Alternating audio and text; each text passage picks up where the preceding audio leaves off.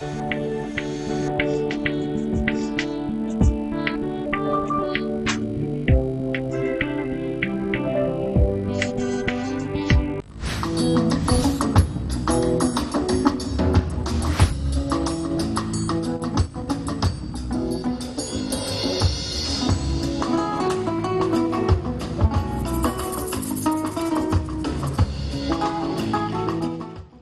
il y a eu ici un débat avant le débat, une discussion avant la discussion. Tout de même, je vous informe que nous sommes ici entourés de quatre personnalités, en fait, des hommes que vous connaissez pour la plupart, puisque habitués de l'émission Studio 210. La nouvelle figure ici, c'est l'évêque Fortuné Gatsé. Bonjour. Bonjour. Vous représentez ici, sinon vous êtes visionnaire ou pasteur de l'église Jéhovah Jireh. Jéhovah Jireh. On dit assemblée ou on dit église? On dit église. D'accord, C'est la merci même beaucoup. chose. Nous avons ici le docteur Darius Mbou Essier. Vous êtes un spécialiste en santé publique, un chercheur en santé publique. Oui. C'est bien cela. Oui, monsieur le journaliste. Merci beaucoup. Et nous avons ici un chercheur, comme il aime à se présenter, chercheur à l'Université de la Forêt. On l'appelle Sorel Eta. Il est resté 24 ans en contact avec les peuples Aka, les peuples autochtones, en fait les peuples Aka. Et il a vécu avec eux, il a fait assez de choses avec eux, et à tel point qu'il les connaît bien, à tel point qu'on le considère aussi, lui, comme un Aka. Bonjour Sorel Eta. Est-ce que c'est bien dit? Oui, c'est pas grave. Le plus important, c'est l'Université de la Forêt. D'accord, merci beaucoup. Maître futur Sacré-Cœur Waka, président de l'école africaine des initiations spirituelles. Vous êtes praticien. En fait, c'est ce volet-là qu'on retient pour aujourd'hui. Bonjour. Oui, bien sûr. Ok. Alors, avec vous, le thème, c'est coronavirus jusqu'à quand? Jusqu'à quand? Parce que plus de 100 000 décès dans le monde, plus d'1 million de personnes touchées dans le monde et certainement autour de 400 cas guéris du coronavirus. Ça ne représente rien. Et donc en Afrique, sur notre continent, nous sommes à 10 000 cas confirmés, donc touchés par le coronavirus, concernés par le Covid-19. Les chiffres ici que j'ai à ma portée signalent plus de 500 décès, donc plus ou moins 500 décès en Afrique. Et lorsqu'on regarde ici dans notre pays, le Congo, on nous parle de 70 cas confirmés, on nous dit 5 cas guéris et 5 décès. Et donc, ce qui est vrai, le coronavirus met mal à l'aise tout le monde, le coronavirus met à genoux tout le monde. Et la question qu'on se posait déjà dès le début, dès l'entame de ce arrêt-armes, jusqu'à quand le coronavirus? Et donc nous prendrons ici les propositions des Congolais au profil différent. Comme ça, c'est le Saint-Esprit qui me guide certainement. Je commence avec le chercheur de l'Université de la Forêt, Monsieur Sorel Eta. La situation est là. Et comment vous réagissez? Ouais, je réponds à la question, à notre thème de ce matin, le coronavirus jusqu'à quand? En fait, comme c'est jusqu'à ce que, je dirais d'emblée, jusqu'à ce que les Occidentaux nous trouvent un remède. Pourquoi je le dis? Parce que nous avons une mauvaise habitude de ne compter que sur eux. Ça veut dire que s'ils disent qu'ils vont, disons, s'ils trouvent le remède dans 6 mois, nous aussi, Africains, particulièrement Congolais, nous allons attendre 6 mois qu'ils nous trouvent le médicament. S'ils disent aussi 1 année, nous aussi, on va attendre 1 année. Je le dis pourquoi? Parce que nous sommes de gros paresseux, nous avons une grosse paresse intellectuelle. Pourtant, nous avons dans notre pays des forêts que nous avons l'habitude de vanter à travers des conférences et autres. On entend souvent le président le dire, les forêts du bassin du Congo, forêts du bassin du Congo. Mais pour moi qui travaille par exemple dans ces forêts avec les ACA, je me dis que c'est des forêts riches.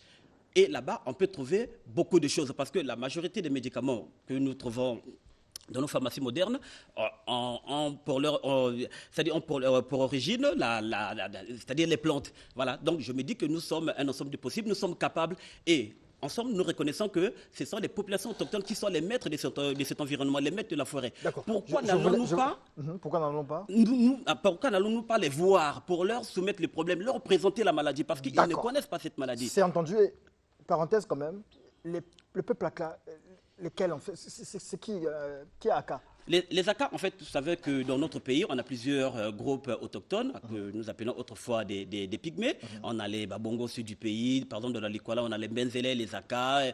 Dans la Sanga, on a les Luma, les Mikaya, les Ngombe, etc. Donc les Aka, ils sont du côté de la Likwala. On les trouve aussi au sud de la Centrafrique, vu que le pays est frontalier avec le Congo. Donc moi, j'ai travaillé avec ce groupe. D'accord. Voilà. Merci beaucoup. Docteur, vous avez écouté le chercheur de l'université de la Forêt. Une réaction quand même, c'est assez ironique ce qu'il dit, mais à la fois c'est un cri d'alarme. Oui, effectivement, monsieur le journaliste, vous avez posé la question à savoir coronavirus jusqu'à quand?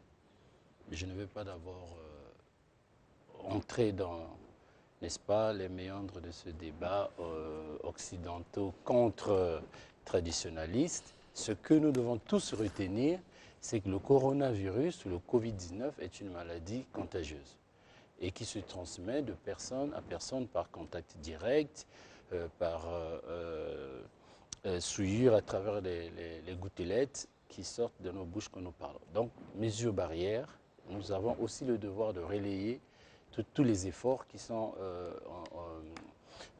entrepris par le gouvernement. Donc, ce que j'aimerais dire, répéter d'abord à nos populations, c'est que mieux vaut prévenir que guérir. Nous allons rentrer dans le débat de comment guérir, avec quelle plante ou avec quelle molécule. Mais parlons de la prévention, en très peu de temps. On nous demande de respecter les mesures de distanciation.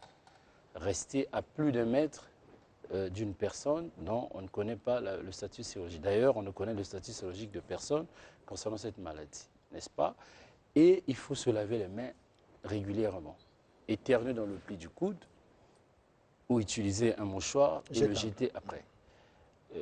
Et on nous demande aussi de contextualiser les messages. Là, je voudrais parler parce qu'il y a eu beaucoup de compatriotes qui sont dans des zones où il n'y a pas d'eau. Ils ont dit, mais on se lave les mains avec quoi? Mais évidemment, chaque peuple doit aller puiser dans ses ressources. Ils viennent de nous parler des peuples de la forêt. Tout le monde sait que quand on n'a pas d'eau dans nos contrées, on peut se désinfecter les mains avec la cendre. Et c'est une méthode qui est validée par l'OMS, n'est-ce pas? On peut se désinfecter les mains avec la cendre. Donc on peut substituer l'eau et le savon par la cendre. Donc moi, ça c'est l'information que je voulais passer à nos compatriotes qui nous ont appelés un peu de partout. Ah mais ici, l'eau est difficile. Comment on fait pour se laver les mains? Alors, pour revenir à la question principale de votre émission, quand et comment, le coronavirus jusqu'à quand? Le coronavirus jusqu'à ce que nous comprenions qu'il faut briser la chaîne de transmission. C'est un peu l'inquiétude. Vous rejoignez un peu, en fait, vous ne répondez pas à l'inquiétude ici de Sorel-État. On se dit, jusqu'à ce que ça arrête, jusqu'à ce que la solution vienne d'ailleurs, on se contente des mesures barrières. Pas forcément. Nous sommes en train de mettre en avant la prévention parce que jusqu'à ce que nos chercheurs, contrairement à ce que les gens pensent, que les Africains sont aussi sur la recherche d'une molécule ou d'une substance qui peuvent guérir le coronavirus. Nous allons, dans la suite de votre émission, donner quelques exemples. Bon, le chercheur, peut-être les chercheurs congolais, les tradithérapeutes congolais, n'ont pas jusque-là peut-être trouvé des tribunes pour s'exprimer, mais je crois comprendre que les soins de santé primaires, qui se basent d'abord sur les ressources culturelles de chaque peuple, n'est-ce pas, ne laissera pas quand même de côté les tradithérapeutes.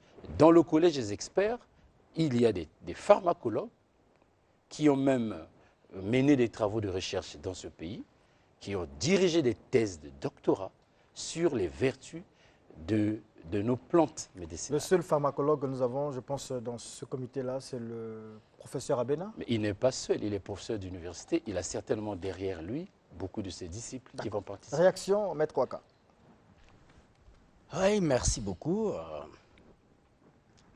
C'est avec attention que j'écoute toujours mes confrères. Et je suis toujours très satisfait à chaque instant que je suis en face de notre médecin, parce que c'est un docteur à part entière qui connaît réellement la valeur de nos plantes et de nos ressources naturelles. Mais il faut d'abord chercher à savoir qui est scientifique et qui est chercheur.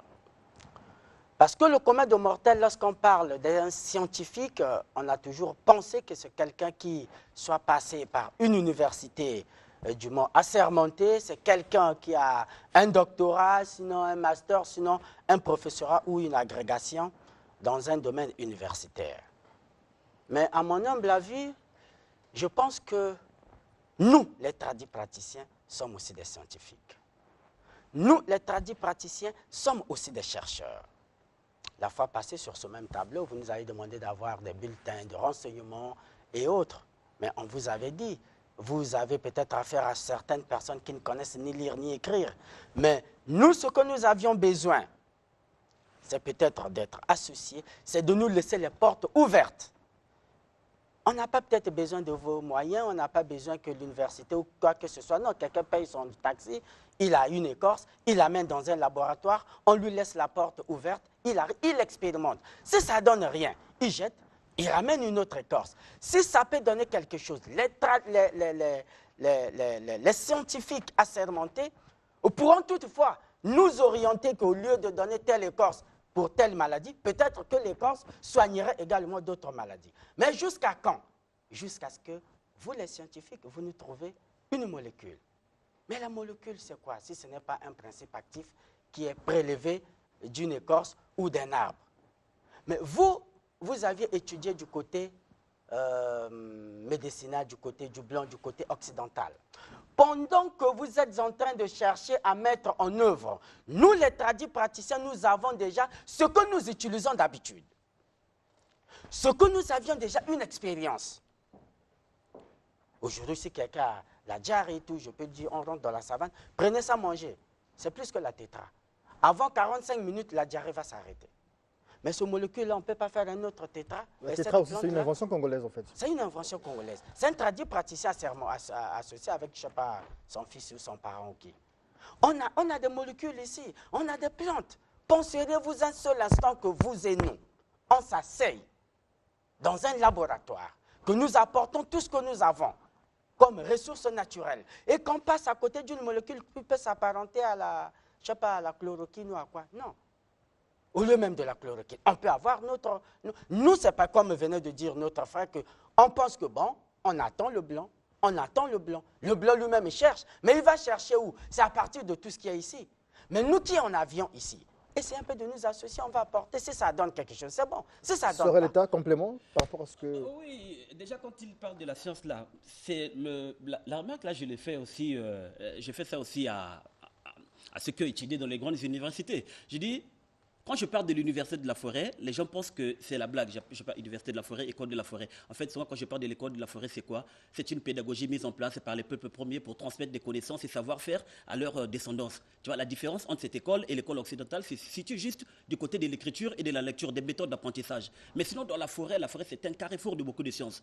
On peut apprendre la botanique, la zoologie, l'éthologie, la navigation forestière, le chamanisme, le bonganga, il y a la médecine traditionnelle, il y a tellement de choses à apprendre. Donc, comme on dit, la mère nature. Voilà, donc c'est des grands scientifiques et c'est des gens qui ont des choses à apporter. Moi, je vous dis, j'ai eu la chance de parcourir la forêt 24 ans avec eux, de côtoyer les Nganga dans leur officine. Je peux vous dire que ces hommes sont capables d'apporter un plus à notre pays, d'apporter un plus à l'humanité. Avec leur connaissance inestimable des arcanes de la forêt, ils peuvent nous montrer les lorsque vertus. Vous dites un plus à l'humanité, ça concerne le coronavirus? Mais évidemment, ça ou bien autre chose.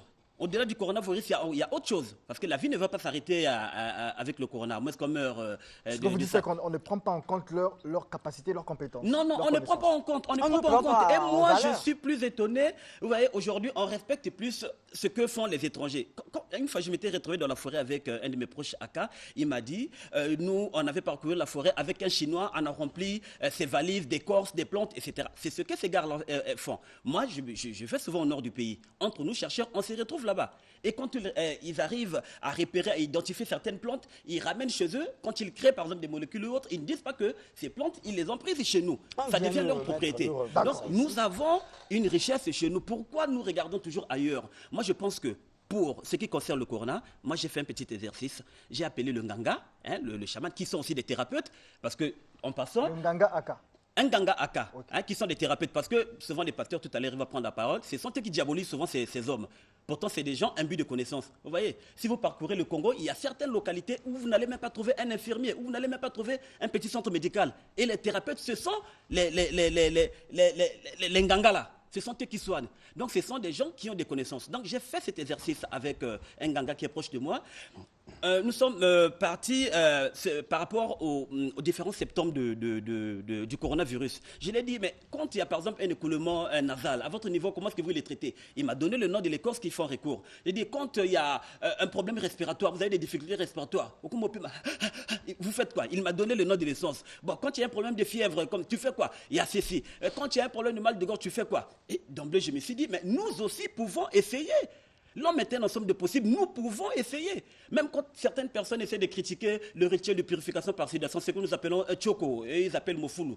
Mais c'est un rituel aussi qui est riche. Le Tchoko a été d'actualité pendant les questions.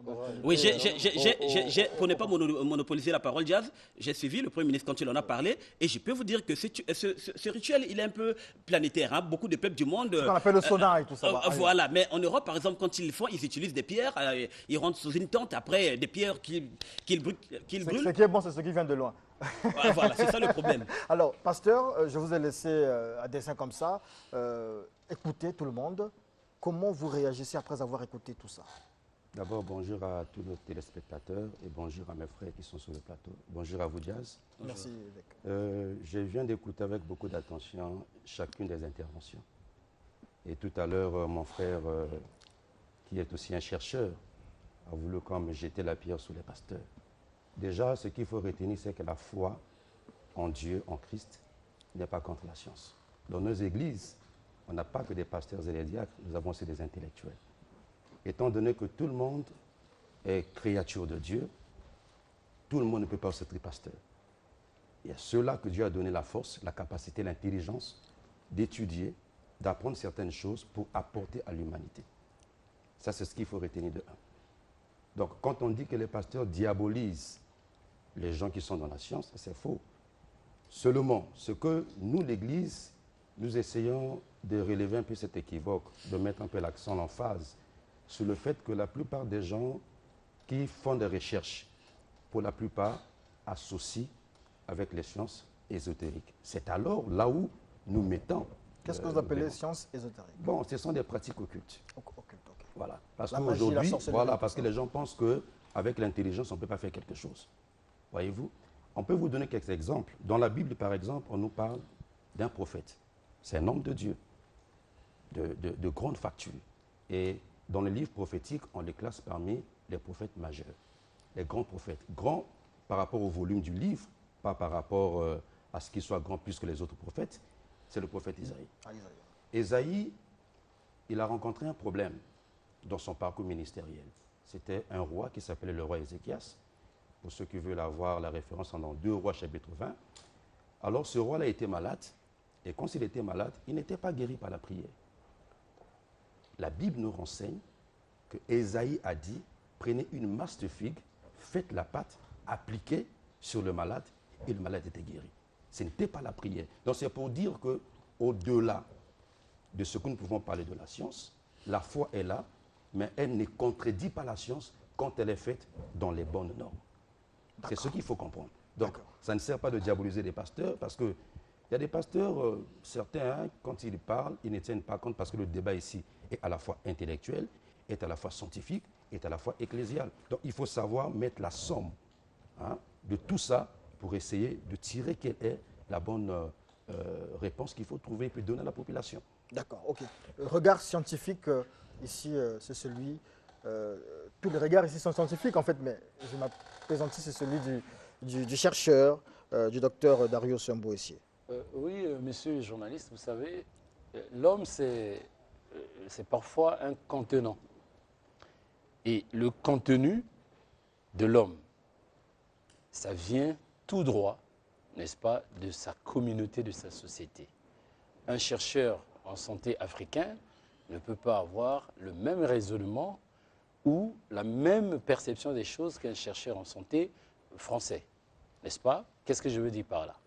Je veux dire que, en tant qu'Africains, nous ne percevons pas la science sous l'aune de la conception occidentale. Loin de là.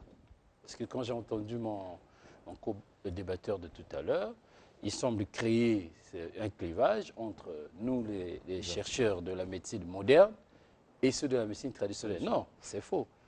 Aujourd'hui, nous avons un fléau comme le paludisme. Le paludisme, la molécule connue, la molécule de référence, c'est la quinine qui sonne la chloroquine. Et le paludisme. Mais la quinine, c'est un produit actif qui dérive de l'écorce de quinquina, qui est utilisé depuis des milliers d'années par des peuples d'Amérique latine. Quinquiliba ou quinquina? Le quinquina. Le quinquina en Amérique latine. Et les conquistadors espagnols et portugais, ils ont ramené, n'est-ce pas, ces écorces-là en Europe. Et en 1820, Ventoux et Pelletier vont isoler, n'est-ce pas, la quinine. Et après, le problème des Occidentaux, c'est qu'ils posent des problématiques, mais ils n'ont pas de forêt chez eux. Une fois qu'on a extrait une molécule d'une plante, qu'est-ce qu'il faut faire? Il faut toujours faire 1000 km pour repartir, ou 8000 pour repartir en Amérique. Non.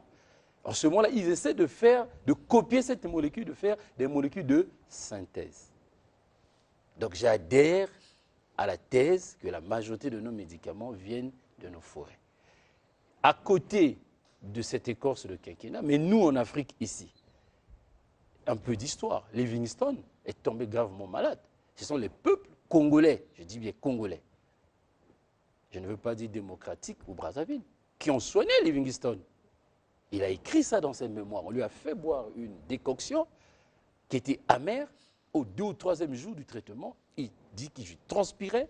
Et voilà comment il était guéri de la malaria qui a décimé beaucoup d'Occidentaux, même en Occident, et beaucoup d'explorateurs en Afrique. Donc c'est pour dire que nous avons tout chez nous.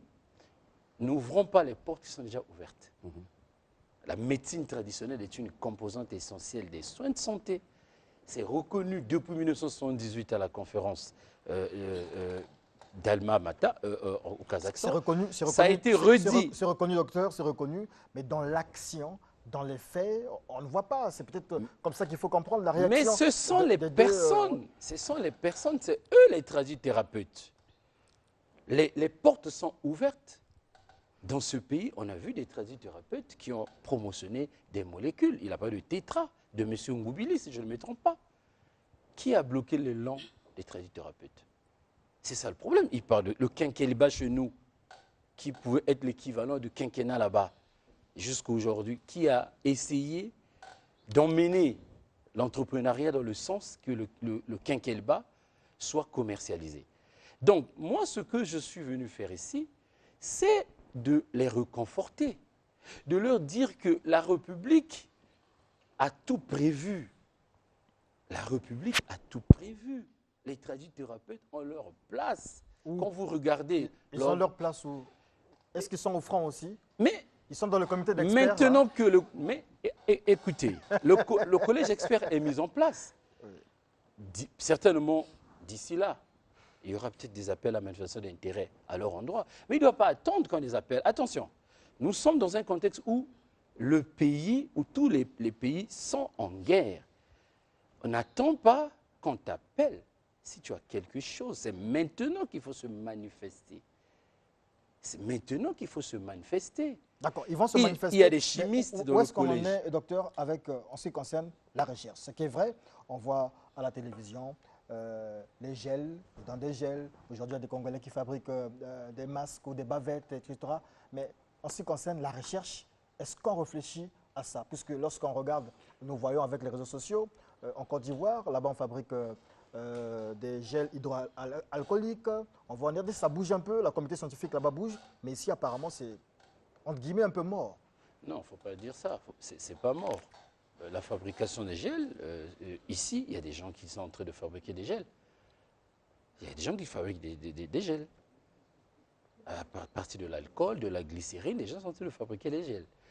Pour revenir à la médecine traditionnelle, vous voyez, je prends l'exemple de votre collègue ou confrère au Bénin, celui qui avait mis au point la pivirine.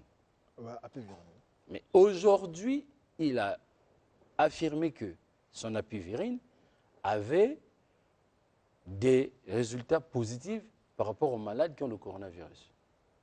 Mais on lui a ouvert les portes. L'Institut de la recherche en sciences de santé là-bas est en train de mener un essai clinique. Il est combattu dans son même pays par un Non, régulateur. Écoutez, voilà. non, C'est il n'est justement ça pas le problème. combattu par le régulateur. Aujourd'hui, c'est officiel. Il y a 2 essais cliniques, d'ailleurs Au-delà internationaux. des écarts cliniques, il y a C'est fait entre le Bénin et le et Burkina. le Burkina Faso. Aujourd'hui, ça s'appelle la PICOV. Ils sont en train de mener une étude clinique. On va revenir sur les notions des Ce sont les essais. bavettes. Oui, vous venez de déposer. On va revenir sur Mais il n'y a pas de problème. les notions des essais cliniques. D'accord. Ok, merci. On va revenir sur la notion des essais cliniques. Allez-y. Parce que la science, même depuis qu'elle est pratiquée par nos ancêtres, parce que je suis convaincu, Les gants déposés aussi, il n'y a pas de problème. je suis convaincu que la science ne vient pas telle qu'on dit de l'Occident, puisque Hippocrate lui-même, le père de la médecine, a étudié en Égypte. N'est-ce pas?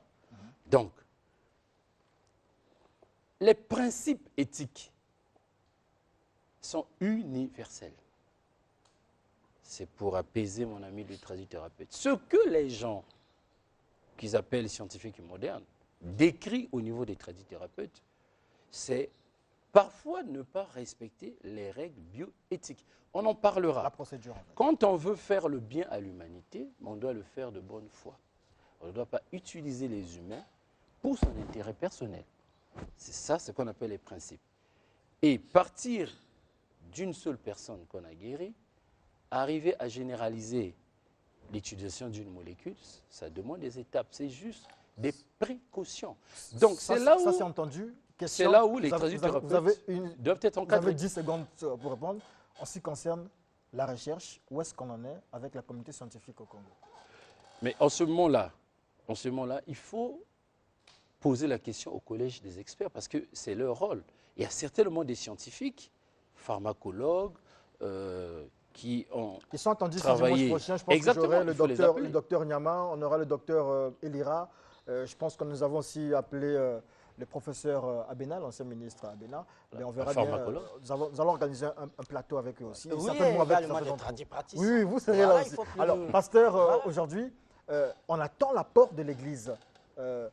J'ai reçu beaucoup de messages ici pendant que, dans notre rubrique Le temps du réveil, les pasteurs sont passés et le peuple sud 210 s'est plaint pour dire on ne nous donne aucune procédure, aucune méthode, il n'y a que de la théorie. Mais ces pasteurs étaient où? Ceux qui parlent de prophétie, ils étaient où pour nous avertir que le coronavirus arrivait? En fait, aujourd'hui, je ne vous demande pas de répondre à cette question, mais simplement, je vous demande quel est l'apport de l'Église dans ce combat, parce que le président de la République a dit tout le monde devait être sur la ligne de front. Merci beaucoup. Il faut savoir que le corps n'est pas seulement la tête. Le corps est fait de la tête, des bras, des jambes et consorts. Qu'est-ce que le pasteur peut apporter si ce n'est pas apporter l'éclairage sur la parole de Dieu? Parce qu'il ne faudrait pas que les pasteurs aillent dans un terrain qui n'est pas le leur. Je suis pasteur, mais je ne saurais dire les mots scientifiques tels que le médecin est en train de le dire. Voyez-vous? Les pasteurs, qu'est-ce qu'ils apportent? Ils apportent la parole de Dieu. Parce que nous savons que la parole de Dieu est au-dessus de tout. La science a besoin de la parole de Dieu. Les tradithérapeutes ont besoin de la parole de Dieu. Déjà, quand ils parlent que nous voulons faire des recherches, qui a créé l'arbre? Qui a créé les écorces? N'est-ce pas Dieu? Donc, nous apportons la foi. Nous disons au peuple de Dieu que c'est une maladie, certes, mais déjà, lorsque nous nous référons à la parole de Dieu, nous allons nous rendre compte que les épidémies sont parmi les signes qui annoncent le retour imminent de notre Seigneur Jésus. Donc ça, c'est aussi un message que nous apportons au peuple de Dieu, y compris tous ceux-là qui sont, par exemple, sur ce plateau. Ce sont les enfants de Dieu. Ils ont besoin de Dieu. Maintenant, chacun dans sa corporation, chacun dans son élément, chacun dans sa matière, peut apporter. Moi, je ne suis pas scientifique, donc je ne saurais apporter ce qui est scientifique. Je suis pasteur, j'apporte les versets bibliques et je dis au peuple quelle est la pensée de Qu'est-ce Dieu. que vous dites aujourd'hui au peuple de Dieu qui vous suit là en ce moment? Alors, ce que je peux dire au peuple de Dieu qui nous suit en ce moment, c'est quoi? c'est qu'il y a des efforts qui sont en train d'être menés, que ce soit par les scientifiques, que ce soit par les intelligences. Mais on ne doit pas mettre en marge la parole de Dieu. On ne doit pas mettre en marge les hommes de Dieu.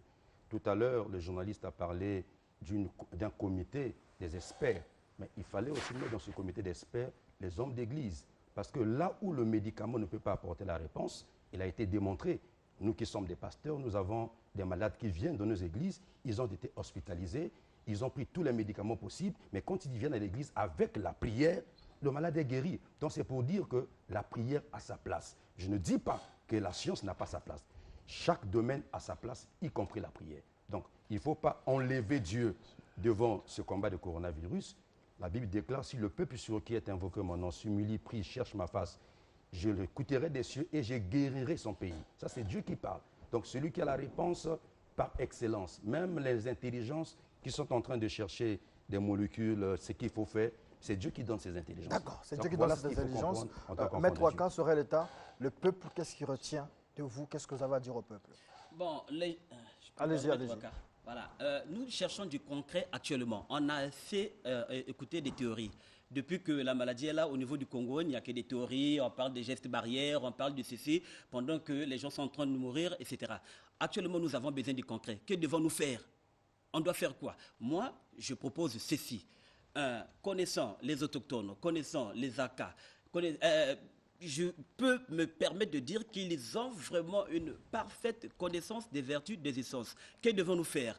Je pense qu'on doit monter, par exemple, une mission, aller dans la forêt, les rencontrer des gangas, des thérapeutes, leur présenter la maladie, présenter l'évolution de la maladie, présenter les symptômes de la maladie et leur demander comment est-ce qu'ils font pour soigner des maladies qui ont des symptômes semblables un peu à ceux du coronavirus. On rentre un peu dans la pratique et on cherche à proposer des choses pour guérir. C'est ça votre proposition? C'est ça ma proposition. Et s'il faut conduire une mission du genre, je suis volontaire pour conduire la mission et je réunis l'équipe au niveau, par exemple, de la Likwala. On me donne toutes les autorisations. Votre numéro de téléphone? 06 657 64 11. Voilà, et 06 657 64 11. On a besoin de la pratique. Vous avez besoin de quitter votre numéro de téléphone. Merci. Merci. Pour besoin de quitter moi, je réponds au 06 951 01 72. Merci beaucoup. Maître Ouaka, le peuple vous regarde, rapidement. Oui, le peuple me regarde. Je vous demande sur Facebook, sur Internet, là, nous, on nous dérange. Maître Ouaka, qu'est-ce qu'il dit? Adressez-vous à ce peuple. Maître Ouaka, il dit quoi? Maître Ouaka, ça c'est la 1e fois qu'il passe dans les antennes, que ce soit de la télé et de la radio, d'abord pour sensibiliser les gens que le coronavirus n'est pas une affaire des loges, que le coronavirus n'est pas une colère de Dieu, et que pour le moment, aucun praticien ou homme de Dieu ne peut se proclamer qu'il a la solution. Mais ce que nous voulons, d'abord, c'est que les gens puissent respecter ces mesures barrières et autres. Pour dire, ce n'est pas une affaire mystique. Maître Ouaka, en tant que praticien, de premier abord, on pouvait immiscer, on pouvait mettre ce qui est spirituel, si et seulement si le corona était spirituel.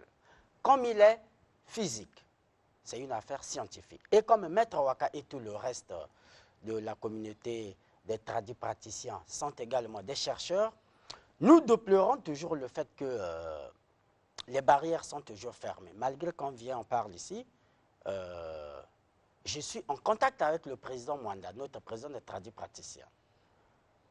Chaque jour, je l'appelle. Il me dit, on attend, on attend. Déjà pour nous déplacer, nous avions demandé qu'on nous donne les laissez-passer, mais nous allons nous déplacer comment? J'ai tout un tas des écorces là-bas à la maison, mais je vais les apporter comment? La police est là. On n'a pas d'autorisation. Aujourd'hui, passez votre numéro de téléphone, voilà. Certainement. Donc, qu'on nous associe, les Congolais me connaissent, mon numéro n'est pas trop difficile. Qu'on nous associe, notre chef hiérarchique est là, qu'il se bat de notre côté, qu'on nous associe, ce n'est pas seulement pour le corona. Nous, on a voyagé par-ci, par-là, on est dans les recherches, pas seulement pour le corona, mais que nous ayons nos propres molécules. Vous refusez d'être scientifique aujourd'hui, mais c'est vous qui calculez les distances du tapis, les distances de ceci. Oui, je suis scientifique, voilà pourquoi je dis qu'on nous associe. Qu'on nous associe, nous allons apporter... Docteur, vous avez le mot de fin de cette émission, tout en répondant aussi à la question d'un téléspectateur ici, c'est Marcel Missier, une question qui se recoupe avec celle de Francine Derussia, c'est toujours dans le club fan club Studio 210. Est-ce qu'il y a des laboratoires appropriés aussi, puisqu'on parlait de recherche? J'aimerais dire ceci. Nous sommes ici rassemblés et à côté un pasteur. Quand on fait la typologie des thérapeutes, les pasteurs peuvent rentrer dans le groupe de ce que nous on appelle les spiritistes. Donc, tout ce que nous devons faire, nous tous, c'est de ne pas aggraver cette épidémie.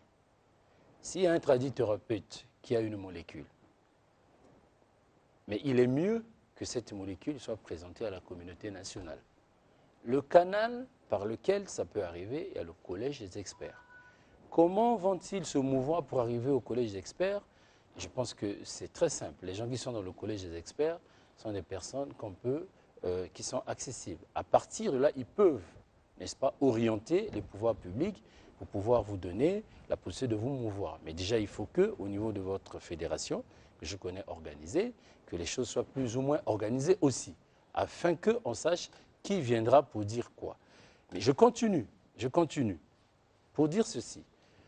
Je l'ai entendu dire qu'ils ont des écorces. Parce que un peu d'ordre dans la science, ça ne fait pas du mal. Les essais cliniques sont catégorisés par phase. Si vous avez déjà des molécules que vous utilisez qui sont révélées moins toxiques pour les gens, c'est peut-être déjà la phase des essais cliniques 1, la première phase, parce qu'on teste si la molécule est dangereuse. Après, en deuxième phase, on va tester son efficacité sur les gens qui sont malades. Et après, on va faire en double aveugle. On va donner aux gens vos écorces et peut-être la chloroquine qui tend à être molécule de référence. Ce qu'il faut faire, ce n'est pas sur les plateaux, mais il faut venir au niveau du collège des experts. D'accord, merci beaucoup. Un contact certainement? Le contact, c'est le contact du collège des experts. Ce n'est pas le mien. Je ne fais pas partie de ce collège, mais nous avons le rôle de faire que tout ce que l'État a mis en place soit connu par les citoyens. Merci beaucoup, Maître Futur Sacré-Cœur Ouattara. Merci à Sorel État, le chercheur. Merci à l'autre chercheur aussi, le docteur Mbouessier. Merci à l'évêque Fortuné Gatsé de votre disponibilité. Dimanche prochain, vous êtes disponible. Nous vous aurons encore sur ce plateau pour discuter, puisque nous sommes sur cette ligne de front. Et donc, les gestes barrières, comme on l'a dit, on avait déjà des bavettes. Et donc, à tout moment, il faut les changer. On va mettre nos bavettes.